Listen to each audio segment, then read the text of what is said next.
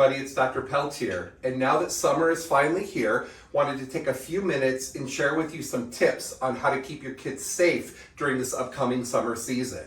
The first thing I want to talk about is how to be safe in the sun.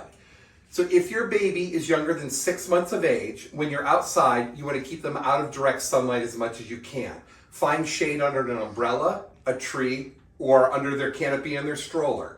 You want to dress your children in cool, comfortable clothing that covers their body, such as lightweight cotton pants, long sleeve shirts, and hats. We'd recommend that you select clothes with a light weave.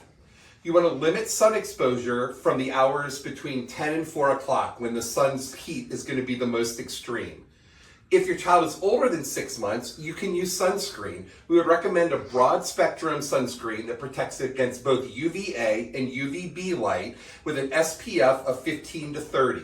You can use zinc oxide for more sensitive areas like the nose, the cheeks, the top of the ears, or your shoulders. You want to apply at least 15 to 30 minutes before going out, and you want to reapply every 2 hours and after swimming. The next topic I want to talk about is bug safety. When your kids are playing outside, you want to avoid having them wear scented soaps, perfumes, and hairspray, as that may attract mosquitoes and other insects. If your child is older than 2 months old, we would recommend that they use insect repellents that contain DEET, D-E-E-T, between 10 and 30%. 10% DEET will last for up to 2 hours, and 30% DEET will last for 5 hours. We recommend that your kids wear long sleeve shirts and long pants if they're going to be playing outside in the evening time. And when they're walking in the woods, we recommend that they wear hats to protect against ticks. And after they come in from playing outside, you want to check their skin and their head for ticks. It's important to have a proper first aid kit for summertime, and we would recommend a first aid kit that contains Band-Aids, Benadryl, hydrocortisone cream, and antibiotic ointment. Next, I want to talk a little bit about how to keep your kids safe around pool and water. Drowning is the leading cause of death in kids age 1 to 4. Be sure that if you have a pool, it's surrounded on all sides by a fence, that it's at least 4 feet high and has a self-latching gate. This includes above ground pools as well. You want to empty inflatable or portable pools after every use unless they are fenced off. If your kids are swimming while you're grilling or cooking dinner, choose someone to be the designated water watcher and have eyes on your kids in the water at all times. All children should wear life jackets when they're in a boat. Teens and adults should be sure to learn CPR, and also would recommend that parents do swim lessons with their toddlers. Next, I want to talk a little bit about bike safety. We would recommend that your kids wear a helmet at all times, no matter how short or how close to home they're riding, including if they're just riding in their driveways.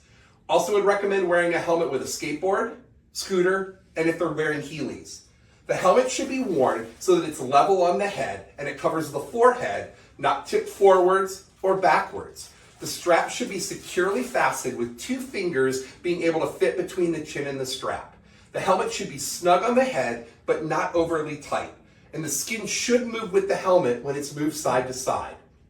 For younger kids, would recommend considering a balance bike with no pedals for those young children to learn riding skills.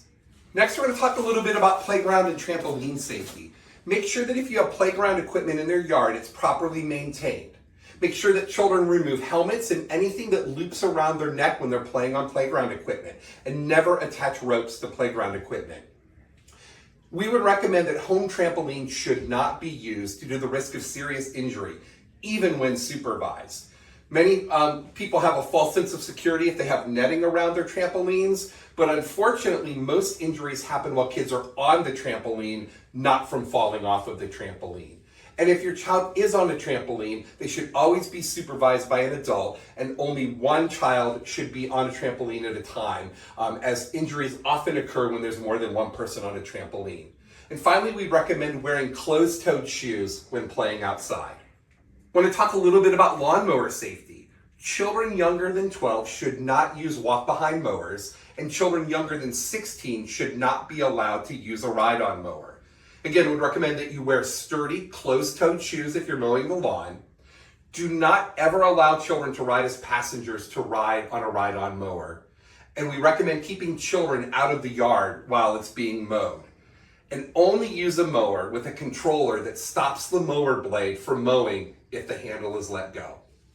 The last thing I want to talk about, especially with the 4th of July coming up, is fireworks safety.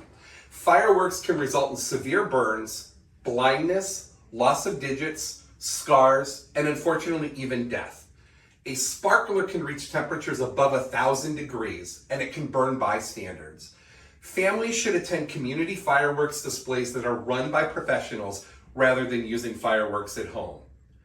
We hope you have a great, happy, healthy, and safe summer. Take care.